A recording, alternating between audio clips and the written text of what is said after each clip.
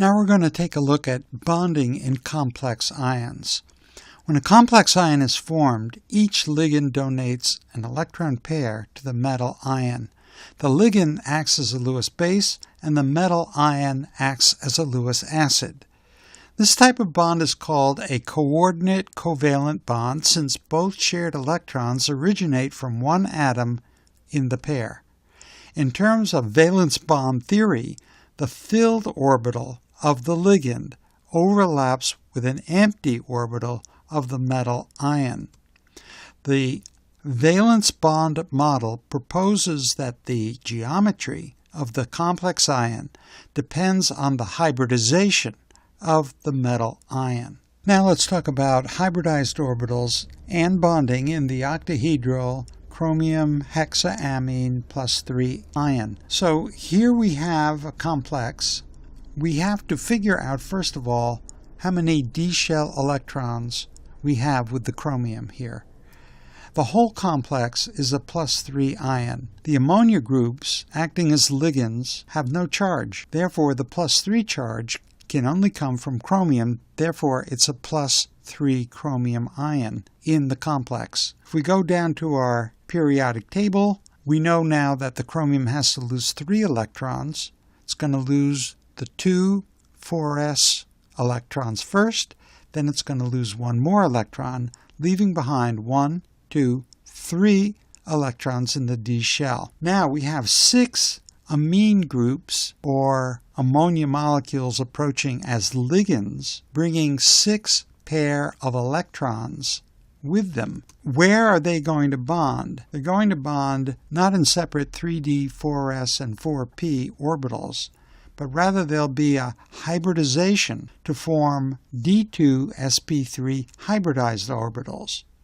That's 2 d orbitals mixing with 1 4s orbital mixing with 3 4p orbitals. That's where the lone pair of electrons on the 6 ammonia molecules are going to end up. So this is an octahedral complex ion. We can also get other kinds of hybridization. For example, a square planar hybridization, where we will combine a d orbital with a 4s orbital and 2 p orbitals to form 4 dsp2 hybridized orbitals. Please note that there are 4 ligands around this square planar structure. There's another way that 4 ligands can bond around a central metal cation, and that's with a tetrahedral structure, where the hybridization is sp3, 1 s orbital combining with 3 p orbitals. But mostly in this class, we're going to be focused on the octahedral structure. What is the number of d electrons for the central metal ion in manganese hexacyano complex ion with a -2 charge? Well, let's deconstruct this. There are 6 cyano groups or cyanide ions, each with a -1 charge. That's 6 negatives. The whole structure has a 2 negative charge. Therefore, the manganese has to have a +4 charge. In other words, the manganese atom loses 4 electrons. So here's manganese right here. We will give up 2 electrons from the 4s and then 1, 2 electrons from the d, leaving behind 1, 2, 3 d shell electrons. Answer 3. And what about the number of d electrons for the central metal ion in this coordination compound? All right, sulfa is a -2, therefore complex ion is a +2. The amine groups or ammonia molecules have no charge. The chloride is a -1. So the iron has to be a +3, -1 is a +2 to balance the sulfate -2. So therefore, we need to lose 3 electrons from the iron atom. Here's iron. It loses 2 of the preceding 4s electrons and 1 electron in the d shell, leaving behind 1, 2, 3, 4, 5 d shell electrons on the central metal ion. There are 5 d orbitals in an octahedral field of ligands. The ligands approach along the x, y, and z axes, here, here, and here. 2 of the orbitals point directly at the ligands, here and here. And there are repulsions between electrons of the metal ion and electrons of the ligands. 3 of the orbitals point between the incoming ligands, here, here, and here. There are weaker repulsions in this set between electrons of the metal ion and electrons of the ligands. Because of this difference in the strength of repulsive forces, the d orbital energies are split, with the orbitals which point directly at the ligands and therefore have higher repulsive forces having a higher energy than the 3 orbitals in which the ligands come in between the orbitals. And the difference in energy is called the crystal field splitting energy, symbolized as a delta. Now we're going to look at the effect of ligands and splitting energy on orbital occupancy. Here we have 2 chromium complex ions, one in which the ligand is water, the other in which the ligand is cyanide ion. The first thing we're going to do is figure out the number of d shell electrons in each one of these chromium ions. And to do that, we have to figure out what the charge of the chromium ion is. Here in this complex ion, we have 6 water molecules. Water is neutral and therefore is not contributing one way or the other toward the charge of the complex, which is +2. That +2 charge must come therefore only from being the charge on the chromium ion. So this is chromium +2. Over here we have 6 cyanide ions in our complex as ligands. Each cyanide is a -1. There are 6 of them. That's -6. But the charge on the complex is -4. Therefore, there's a +2 charge lurking around, and of course that's going to be the +2 charge of chromium. So in each one of these complex ions, chromium has a +2 charge. Now, how many d shell electrons are we talking about here? We go down to the periodic table, we toss out the preceding 4s electrons, and we're left with chromium +2, and that will have 1, 2, 3, 4 electrons in it. So we have 4 electrons to place in the orbitals of these complex ions. Now, water happens to be what's called a weak field ligand and causes a very minor split in energy. The delta is a small value. So therefore, electrons can fill up singly before they begin to double up in both the lower level and the upper level of orbitals. That's not the situation in the strong field ligand.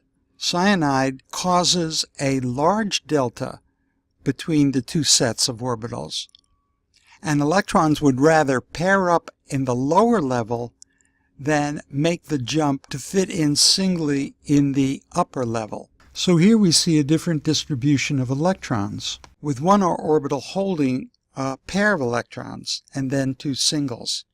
Quite different than with this complex ion, where there are 4 singlet electrons in each orbital. The point is that weak field ligands, like water, lead to a smaller splitting energy compared to strong field ligands that lead to a larger splitting energy. And this impacts the way electrons distribute themselves in the orbitals. Now let's learn a little about color. This is an artist's wheel. Each color has a complementary color. So green is a complementary color to red, blue to orange, and violet to yellow.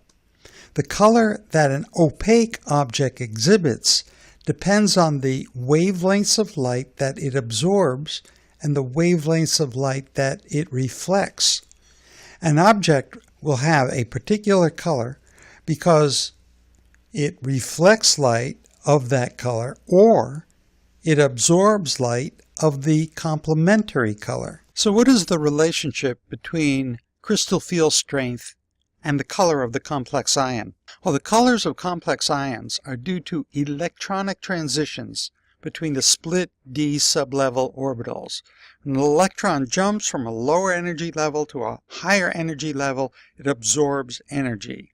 And the further apart those energy levels are, the shorter the wavelength is going to be, because it takes more energy to jump to a higher energy level. The wavelength of maximum absorbance can be used to determine the size of the energy gap between the split d sublevel orbitals. And it's given here, the energy of the photon is equal to Planck's constant times the frequency of light, or Planck's constant times the speed of light divided by the wavelength. And that's equal to the delta, difference in energy levels between the lower energy orbitals and the higher energy orbitals. So let's see if you can do a calculation now. Calculate the energy change of one photon of ultraviolet light with a wavelength of 100 nanometers.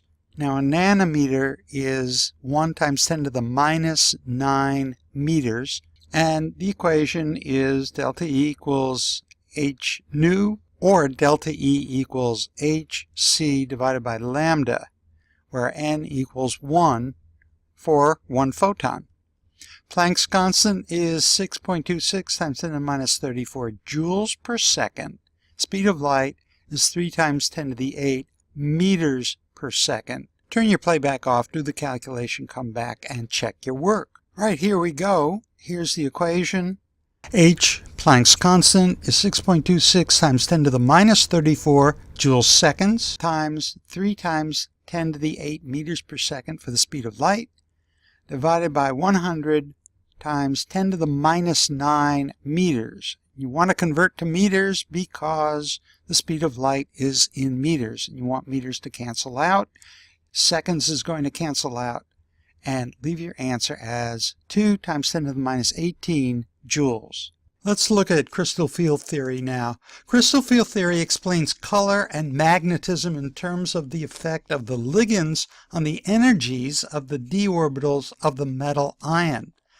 The bonding of the ligands to the metal ion causes the energies of the metal ion d orbitals to split.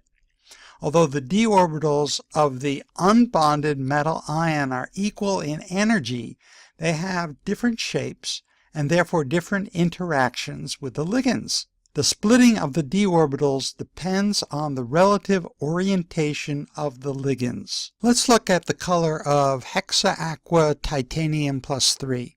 The hydrated titanium plus 3 ion is purple. Green and yellow light are absorbed while other wavelengths are transmitted, and we perceive that transmitted color as purple. When the ion absorbs light, electrons can move from the lower energy level to the higher energy level. The difference in energy between the levels, the delta, determines the wavelengths of light absorbed.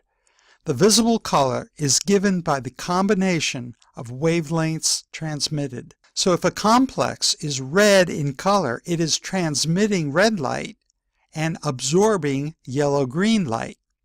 The color that you see is the complement of the color being absorbed, and it is the absorbed light that provides the energy for the electron jump. Let's look at the effect of oxidation state and ligand on color. Here's hexaaqua vanadium plus 2 and hexaaqua vanadium plus 3. The oxidation state of the vanadium is plus 2 in this case and plus 3 in this, and the color is quite different. So a change in oxidation state causes a change in color. Now let's look at the effect of ligands. Here we have hexaamine chromium plus 3, kind of a yellowish color, and here we have pentaamine chloro plus 2, but the chromium's oxidation state here is also plus 3, as it is over here, because the chloro is a minus 1, the whole charge is a plus 2. Therefore, chromium is at plus 3. So the oxidation state is the same in both of these. What's different is the ligands. Substitution of an amine ligand with a chloro ligand affects the color of the complex ion. We can write there's a whole spectrochemical series when we consider the effect of ligands on the delta and therefore the color of the complex ion. The ligands which cause a weaker field and a smaller delta and therefore absorb a longer wavelength are iodo, chloro, fluoro, hydroxy, and aqua or water.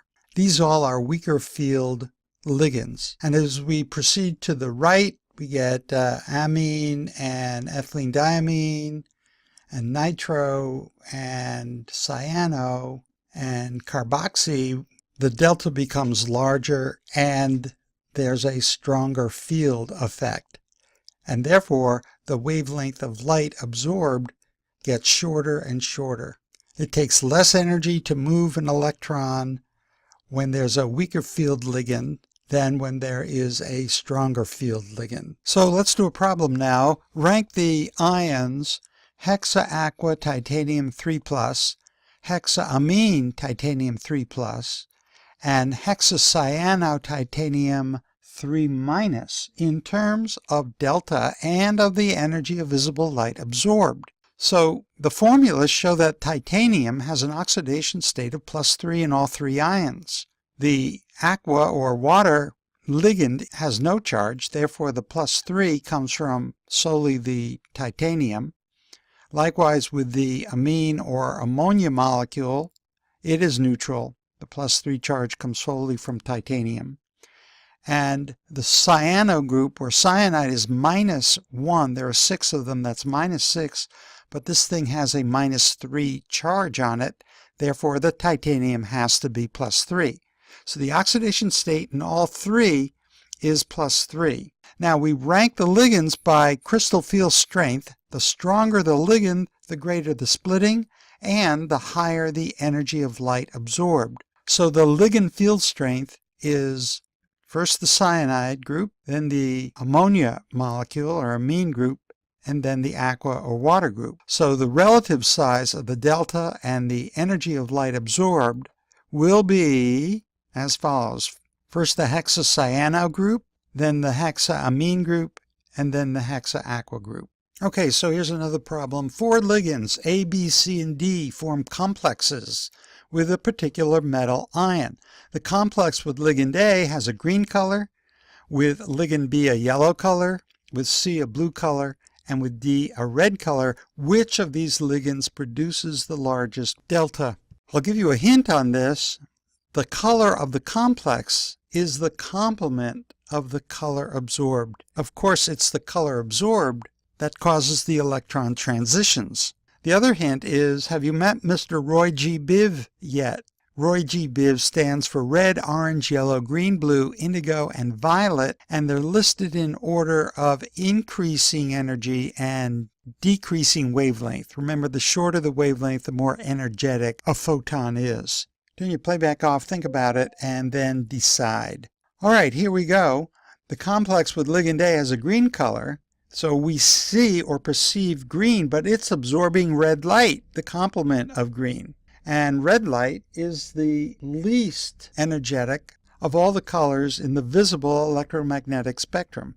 Complex B is yellow, so it's absorbing purple light. C is blue, so it is absorbing orange light. And D is red, so it is absorbing green light. So the ligand that is yellow in color, which is absorbing purple light, is absorbing the most energetic of the colors we're considering. It's at the very end of this listing of colors in terms of energy, with violet being the most energetic with the shortest wavelength. So the ligand causing a yellow color is the one that produces the largest delta. All right, cobalt +3 forms complexes with water, fluoride, and ammonia. One of these complexes is orange, one is red, and one is blue. Match the complex with its color. So you try it and then come back and we'll discuss it. But here's a hint for you. Orange is absorbing blue light, red is absorbing green light, and blue is absorbing orange light. So keep the colors that are being absorbed in the front of your mind, because those are the ones that are going to tell you which one is the largest delta and which one is the smallest delta and which is in the middle. All right, so here we go.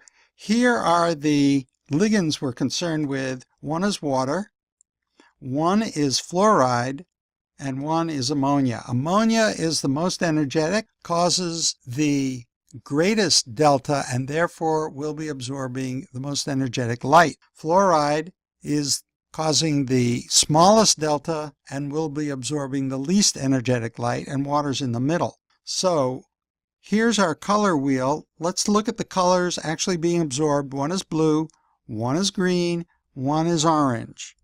And we know that Roy G. Biv, red, orange, yellow, green, blue, indigo, and violet, lists these colors in terms of their energies. So red is the least energetic of visible light colors, then orange, then yellow, green, then blue. So of the three colors we're considering, blue is the most energetic and would be paired with the ligand causing the largest delta. So blue is being absorbed, and therefore it appears to the eye as orange because that's the color being transmitted. So the one that's blue has actually got ammonia, the ligand causing the largest delta, is going to be paired with the complex which is orange in color. So it's going to be either answer A or answer C. Both of these are pairing the ammonia ligand with orange color, which is absorbing blue light, which is the most energetic. Okay, now what about the fluoride? The least energetic of the colors is the one that's absorbing orange light, and the one that's absorbing orange light is actually blue in color. So we're going to pair the fluoride with a blue light. So that leaves us with answer C. The ammonia is orange in color and is absorbing blue light. The fluoride is blue in color and is absorbing orange light, least energetic, and water's in the middle, red in color, and is absorbing green light. Phew! You're not too confused, are you? I hope not. Now let's talk about the magnetic properties of transition metal complexes. Magnetic properties are determined by the number of unpaired electrons in the d orbitals of the metal ion. Now Hund's rule states that electrons occupy orbitals of equal energy one at a time. When all lower energy orbitals are half filled, the next electron can either enter a half-filled orbital and pair up by overcoming a repulsive pairing energy, e-pairing, or the next electron can enter an empty higher energy orbital by overcoming delta. So the number of unpaired electrons will depend on the relative sizes of the energy of pairing and the delta. Now let's look at high spin and low spin octahedral complex ions of manganese +2. In this first case, we have a manganese ion with no ligands. The 5 d orbitals are all of equal energy and hold the 5 valence electrons singly in each of the d orbitals. Now, if weak-filled ligands are bonding with the manganese ion, we have 2 orbitals at a higher energy level and 3 orbitals with a lower energy level, with a very small energy difference between them, a small delta. In this case, the energy of pairing is greater than the energy to overcome the delta, so 3 valence electrons singly occupy the lower energy orbitals and 2 jump to the higher energy orbitals. It is more energetically favorable for them to overcome the delta than to start pairing up in the lower energy orbitals. We call this a high spin complex because there are so many unpaired electrons. However, if strong-filled ligands surround the manganese +2 ion, the delta is very large and the energy of pairing is less than the delta. In this case, electrons do not jump to the higher energy level. Rather, they pair up at the lower energy level, forming what is known as a low-spin complex. Now, splitting is only a factor in d4 through d7 metal ions. That means d orbitals with anywhere between 4 and 7 electrons in them. Here's an example of a d4, 4 electrons. The high spin or weak field ligand has 4 unpaired electrons, but the complex with the larger delta is low spin, a strong field ligand, and has only 2 unpaired electrons. So that's the D4. Same kind of pattern in the D5. There are more unpaired electrons in D5, 5 of them, as compared to only 1 in the strong field ligand. D6 looks like this: 4 unpaired electrons versus no unpaired electrons in the large delta complex. And finally, D7, again we see the difference between the high spin weak field ligand and the low spin strong field ligand. So here's the kind of question I would ask on an exam. Which of these ions cannot form both high spin and low spin octahedral complexes?